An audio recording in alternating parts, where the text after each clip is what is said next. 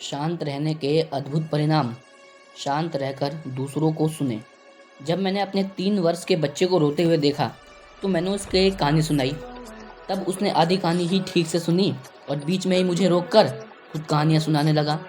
उसकी कहानी पूरे 1 घंटे चली, जिसका ना कोई अर्थ था और ना ही कोई निष्कर्ष। कहानी कुछ इस प्रकार की थी।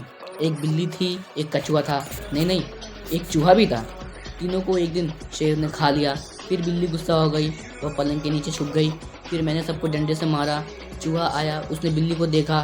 फिर कछुए ने उन दोनों को खा लिया। बाद में तीनों कुएं में गिर गए और मर गए। बाद में सब पलंग के नीचे लड़ाई करने लगे और ना जाने क्या क्या। उसकी कहानी पूरा 1 घंटा चली, जिसमें ना कि कितनी कहानियाँ मिली, जिसका पूरा ब्यौरा मैं आपको नहीं दे सकता। खैर, मेरी तो मजबूरी थी, इसलिए सुनना पड़ा। किंतु इससे एक सिद्धांत सामने आया। मैंने पाया कि उसे सुनने से ज़्यादा सुनाने में आनंद आ रहा था। यह हर व्यक्ति पर लागू होता है। मुझे याद है पाइथागोरस के शब्द जो इसे सिद्ध कर सकते हैं। मैं चुप रहकर कभी नहीं पछताया, बल्कि बोलकर हजारों बार पछताया हूँ। एक मुहावरा है, बेहतर है कि ठोकर पैर से खाओ, ना कि जीभ से। आज किसी भी व्यवसाय की सफलता का बड़ा दारोमदार आपकी बातचीत पर निर्भर करता है। मात्र 2 शब्दों से ही बात बन व बिगड़ सकती है। हंसना जितना आपकी सेहत के लिए अच्छा है, अधिक बोलना आपकी सेहत के लिए उतना ही खराब होता है। अतः जहाँ तक संभव हो, चुप रहने की आदत डालें। दुनिया भी शांत एवं चुप रहने वाले व्यक्तियों को सीधा एवं अच्छा इंसान मानती है। फ्रैंक बेडगर के अनुसार लोकप्रियता का शॉर्टकट यह है कि आप हर आदमी को अपने कान उधार दें, बजाय इसके कि आप अपनी जीभ उधार दें। एक पुरानी कहावत है, लड़ने से आपको पर्याप्त नहीं मिलेगा, परंतु अपनी गलती मान लेने से आपको उम्मीद से ज़्यादा मिलता है। एरिक ऑफर के अनुसार कठोरता एक कमज़ोर आदमी की झूठी ताकत है। महान दार्शनिक एपिक्यूर ने चेतावनी दी थी कि हम अपने शरीर से ट्यूमर और फोड़ों को हटाने के जितना चिंतित होते हैं, अपने दिमाग से गलत विचारों को हटाने के लिए हमें उससे ज़्यादा चिंतित होना चाहिए। अब्राहम लिंकन के अनुसार जब मैंने किसी व्यक्ति के साथ विचार विमर्श करने के लिए तैयार होता हूँ तो 1/3 समय बारे में कि मैं क्या कहने जा रहा हूँ, जबकि 2/3 समय उसके बारे में कि वो क्या कहने जा रहा है, इस बारे में सोचता हूँ। आप कठोर नहीं मुलायम बनिए, आप भारी नहीं हल्के बनिए। प्रकृति का नियम है, जो चीज़ हल्की है वह आसानी से ऊपर उठाई जा सकती है। यकीनन भारी चीज़ों को ज़मीन पर ही रहना दिया जाता है। प्रकृति का यह नियम सफलता पाने पर लागू भी होता है। जो व्यक्ति जितना ज़्यादा नम्र स्वभाव का होगा, दुनिया उसे उतनी जल्दी शिखर पहुंचने देगी। हर व्यक्ति सुनने के बजाय बोलने में विश्वास करता है। जब कोई नेता भाषण देता है तो जितना मज़ा उस नेता को आता है, उतना मज़ा कभी भी श्रोताओं को नहीं आता। यही कारण है कि आज बोलने वालों की कमी नहीं है, कमी है तो सुनने वालों की। मैंने बहुत से नेताओं की सभाएं देखी हैं जिसमें सुनने वालों को पैसे देकर बुलाया जाता है। अच्छा सेल्समैन मतलब बोलने की कला में निपुणता, किंतु एक आदर्श और सफल सेल्समैन जानता है कि अच्छा सेल्समैन मतलब एक बेहतरीन श्रोता। आज दुनिया में कोई भी चीज़ मुफ्त में नहीं मिलती। यदि हम किसी भिखारी को पैसे देते हैं तो उससे आशा करते हैं कि वह हमें दुआई देगा। इस संबंध में काल्विन कुलिज का मानना है कि आज तक कोई भी मनुष्य इसलिए सम्मानित नहीं हुआ कि उसने दुनिया से क्या लिया, लेकिन इसलिए जरूर सम्मानित हुआ है कि उसने दुनिया को क्या दिया। जो लोग कम बोलते हैं उनके शब्दों की कीमत इतनी ज़्यादा होती है जिसे आप अदा करने में असमर्थ होते हैं। साथ ही ऐसे लोगों को सॉरी बोलने की आवश्यकता भी बहुत कम पड़ती है। इंगरसोल के अनुसार क्रोध मस्तिष्क के दीप को बुझा देता है, अतः हर महत्वपूर्ण परीक्षा में शांत व स्थिर होना चाहिए। मैंने एक नेता को माइक पर बोलते समय देखा। उसने अपने भाषण के अंत में कहा कि यह मेरी बात समाप्त हो गई, किंतु उसके बाद वह पूरे 1 घंटा 20 मिनट तक बोलता रहा। इस दौरान उसने 3 बार अपनी बात समाप्ति की घोषणा की। श्रोता जमकर तालियां बजाकर उसकी एक बात का समर्थन करते। सभी श्रोतागण शीघ्र उसके भाषण समाप्ति को लेकर उत्साहित थे। फ्रैंक बेटर के अनुसार ज़्यादा बोलना सभी सामाजिक दोषों में सबसे बुरा है। अगर आप में यह दोष है तो आपका सबसे अच्छा मित्र आपको यह बात नहीं बताएगा, परंतु वो आपसे बचता फिरेगा। हमेशा ध्यान रखें कि अपनी बात को पूरा करने का आपके पास एक ही तरीका होता है। क्या आप जानते हो कि एक पेज के मैटर को एक पैराग्राफ में तथा एक पैराग्राफ को एक वाक्य में कैसे बदला जा सकता है? अन्यथा आप हमेशा सामने वालों को अपनी अधूरी बात ही बता पाएंगे।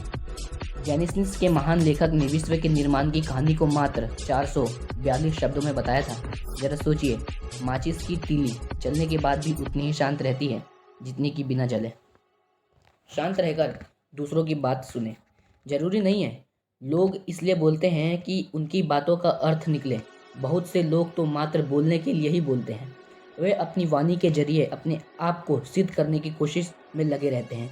उनका मानना है कि इंसान को बोलकर बिना देखे ही सब कुछ दिखा जा सकता है।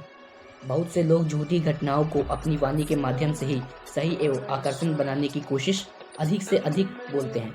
ऐसी स्थिति में लोगों को बोलने वाले की आवश्यकताएं नहीं होती। उन्हें तो सिर्फ ऐसे व्यक्ति की आवश्यकताएं होती हैं जो उन्हें ध्यान से सिर्फ सुनता रहे। इसलिए ध्यान रहे, अपने मुंह को अधिकांश समय विश्राम दे और अपने कानों में तेल डालें और सुनते हेतु हमेशा तैयार रखें। मौन रहना हर परिस्थिति में लाभदायक है। बोलने से जितने ज़्यादा में हम जितने विचार प्रकट करते हैं, शांत रहने में उससे कई गुना अधिक विचार हम उतने ही समय में अपने मन में उत्पन्न कर सकते हैं। यहाँ पर प्रकट करना उत्पन्न किए विचारों की पुनरावृत्ति है, वही उत्पन्न शब्द निर्माण से जुड़ा है। गांधी जी के अनुसार न बोलने का मुझे सबसे बड़ा फायदा यह हुआ है कि मैं शब्दों का मितव्यय करना सीख गया हूँ। शांत रहकर सुनने का एक अन्य महत्व ये भी है कि हम सामने वाले की बात सुनते मात्र ही जान पाते हैं कि वह क्या सोच रहा है एवं क्या करने वाला है। अगर आप सामने वालों की बातों पर ध्यान केंद्रित करेंगे तभी आप उससे अपनी बात सुनने के लिए विवश कर पाएंगे।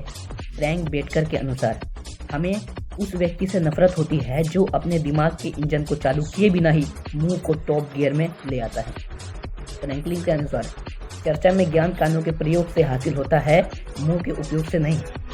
बहुत से मौके पर लोगों को दूसरे की बात यात्रा इसलिए सुननी पड़ती है ताकि वह शीघ्र ही बोलना बंद कर दे, साथ ही उसके बोलने की शीघ्र ही स्थिति में वही बात सुनना प्रारंभ न कर दे। एक बार कवि सम्मेलन देखने के लिए गया। कार्यक्रम प्रारंभ होने में 1 घंटा बाकी था। संपूर्ण नगर में कवि सम्मेलन होने का जोर शोर से प्रचार किया गया था।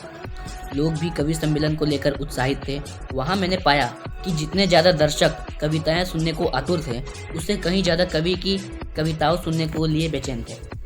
3 वर्ष होने लगी और कवि सम्मेलन नहीं हो पाया।